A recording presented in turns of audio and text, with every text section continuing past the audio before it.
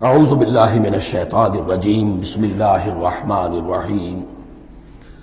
اب یہ جو آیت آ رہی ہے پھر ایک طویل آیت ہے، جس میں نے عرض کیا تھا بڑے بڑے حسین اور خوشنما حکمت کے اور علم کے اور معرفت کے پھول جو ہیں وہ اس بنتی میں بن دیے گئے ہیں۔ دو لڑیاں یعنی شریعت، عبادات اور معاملات، دو لڑیاں انفاق اور جہاد، قتال، جہاد بالمال، جہاد بالنفس، اور ان میں یہ پھول آ جاتے ہیں عظیم۔ اس کو میں نے عنوان دیا ہے آیت الاختلاف، آیت الآیات، آیت البر، اور یہ آیت الاختلاف۔ اختلاف کیوں ہوتا رہا ہے؟ اور یہ بہت اہم ہے، اس لیے کہ جو وحدت ادیان کا فلسفہ دنیا میں کچھ لوگوں کی طرف سے پیش ہوتا ہے، اس کا ایک حصہ صحیح ہے اور ایک حصہ غلط ہے۔ صحیح کون سا ہے، غلط کون سا ہے، وہ اس حدیث، اس آیت سے معلوم ہوگا۔ کان الناس امۃ واحدۃ، اس میں کوئی شک نہیں، پہلے تو انسان سب کے سب ایک امت تھے، حضرت آدم کی نسل، حضرت آدم نبی ہیں تو امت تو ایک ہی تھی۔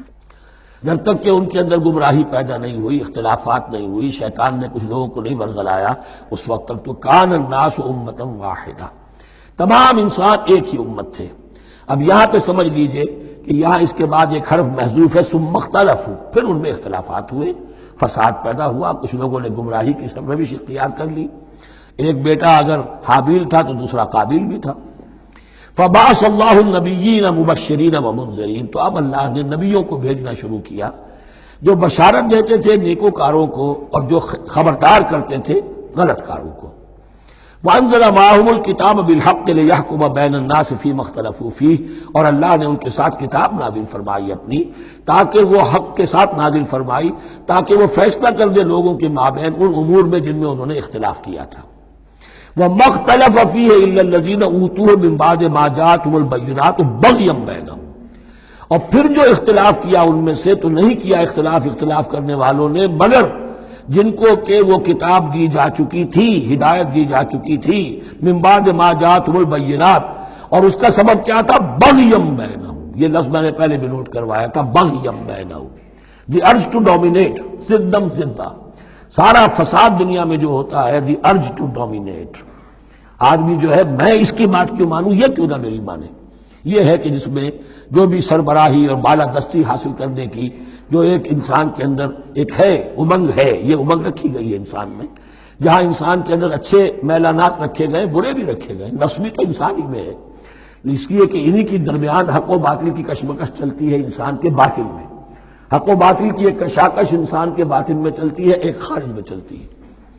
تو فرمایا پھر ہم نے اپنے رسول بھیجنے شروع کیے، فبعث اللہ النبیین مبشرین ومنذرین وانزل معهم الکتاب بالحق لیحکم بین الناس فیما اختلفوا فیہ وما اختلف فیہ الا الذین اوتوہ من بعد ما جاءتهم البینات بغیا بینہم فہدی اللہ الذین آمنوا لما اختلفوا فیہ من الحق باذنہ۔ تو اب اس کے بعد اللہ تعالی نے ہدایت دی ان لوگوں کو جو ایمان لائے ان چیزوں کے بارے میں جس میں کہ وہ اختلاف کر چکے تھے حق سے، اپنے حکم سے اللہ نے ان کو ایمان کی طرف ہدایت فرما دی۔ واللہ یہدی من یشاء الی صراط مستقیم، اور اللہ ہدایت دیتا ہے جس کو چاہتا ہے سیدھے راہ کی طرف۔ لیکن اس کا دوسرا ترجمہ یہ بھی ہوگا اللہ ہدایت دیتا ہے اس کو جو چاہتا ہے، من یشاء، من یشاء میں اللہ کی مشیت بھی ہے اور جو ہدایت کا طالب ہوتا ہے، واللہ یہدی من یشاء،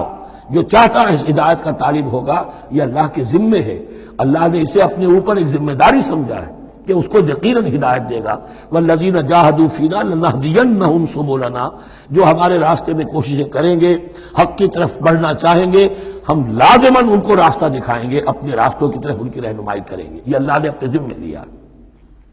صدق اللہ العظیم۔